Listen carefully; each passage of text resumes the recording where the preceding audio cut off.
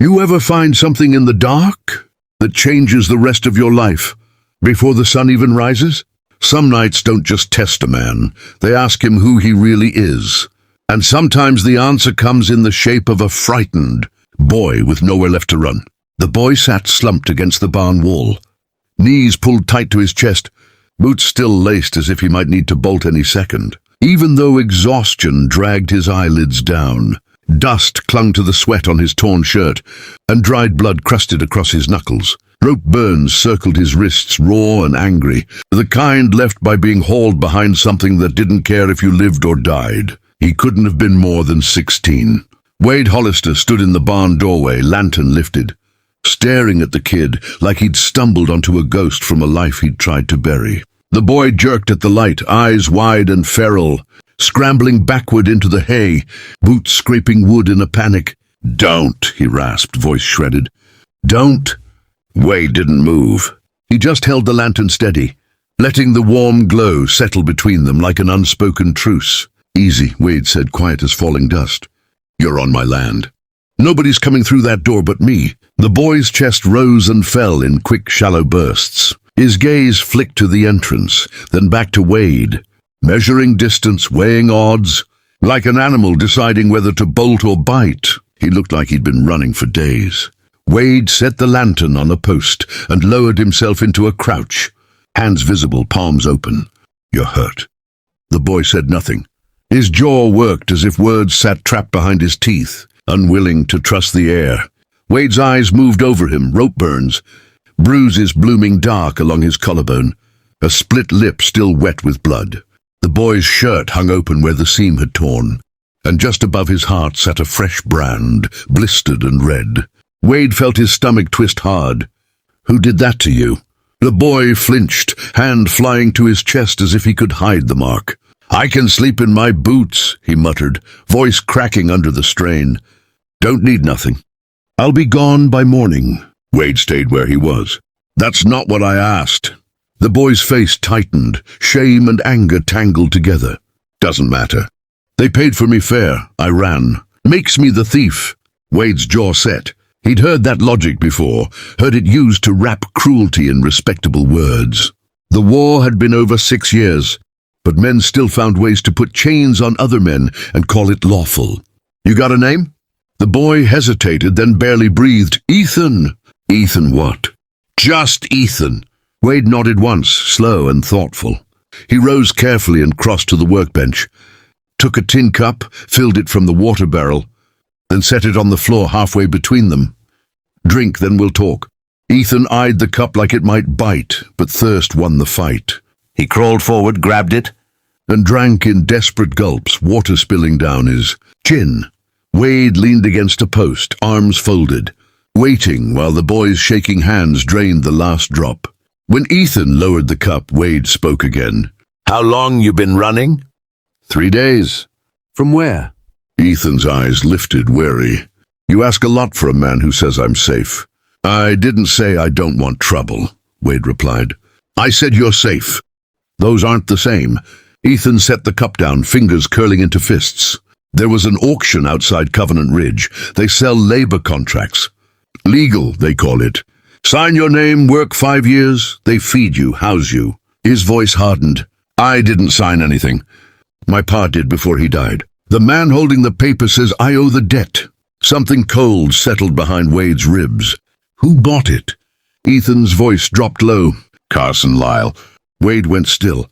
The name hung in the barn like smoke that wouldn't clear. Carson Lyle, land baron, cattle king, a man who'd built an empire on foreclosures, contracts and desperation. A man Wade had once called friend. Ethan studied him sharp despite exhaustion. "You know him." Wade didn't lie. "I know him." "Then you know what he does." "I know what he's capable of."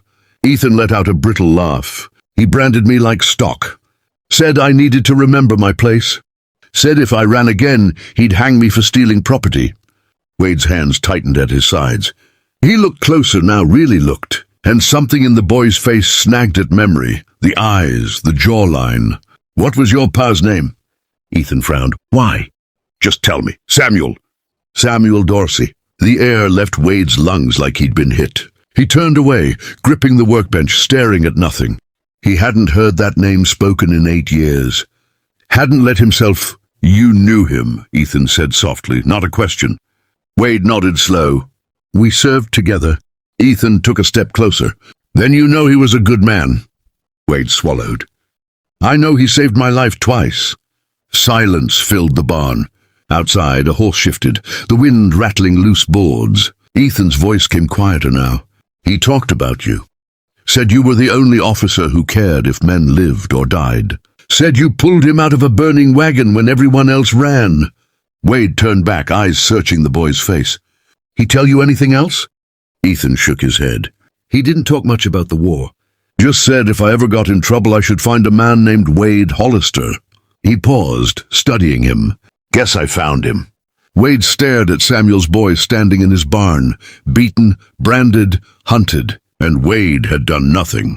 He'd heard the stories about Carson's contracts, about boys disappearing into ranches and never coming back. He told himself it wasn't his business, that he'd earned peace. But Samuel Dorsey had saved his life, and Wade had let his son become property. You can't stay here, Wade said at last. Ethan's face hardened. I know.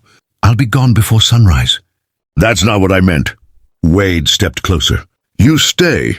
Carson will come and there'll be blood. I won't have that on my land. Then what? Ethan's voice edged sharp. Wade met his eyes. Then we end it. Ethan stared like he'd misheard. You can't fight Carson Lyle. He owns half the county. Sheriff, judge, he'll kill you. Wade picked up the lantern. Maybe, but your pa saved my life twice. I figure I owe him one try. He headed toward the door, then paused, glancing back. Pull those boots off, Ethan. Rest tonight. Tomorrow we ride. Morning came gray and cold. Wade stood at the stove frying eggs and salt pork while Ethan slept on a bedroll. One hand tucked near the brand on his chest. Wade let him sleep, poured coffee black and bitter, and stepped onto the porch. His land rolled out before him, dry grass, low hills, a few cattle near the creek. It wasn't much, but it was his, bought with war pay and years of silence. The door creaked. Ethan stood barefoot in the morning light, looking younger, fragile. Smells good, he said. Wade nodded to the table. Eat, then we talk. They sat across from each other, the silence heavy but not hostile. Ethan ate like a boy who hadn't seen a full plate in weeks. Wade watched him, seeing Samuel in every small movement. Your pa ever tell you about Shiloh? Wade asked. Ethan shook his head. Just said it was bad. Wade nodded slowly. We lost half our company in the first hour. I took shrapnel in the leg. Couldn't walk. Your pa carried me 2 miles. Ethan set his fork down, eyes shining. He never told me. He wouldn't. Ethan's jaw tightened. After the war he tried farming. Land was bad. Crops failed. He borrowed money. Debt got sold. He died 6 months later, fever. Carson showed up at the funeral with the contract. Wade's hands tightened around his cup. And you went. Didn't have a choice. Judge said I inherited the debt. Ethan looked down. First week I tried to run. They caught me. Tied me to a post. That's when his fingers brushed the brand. Wade felt something dark settle deep inside him. How many others? 20 maybe, all boys, all illegal. Wade walked to the window. In the distance, dust rose. Riders coming.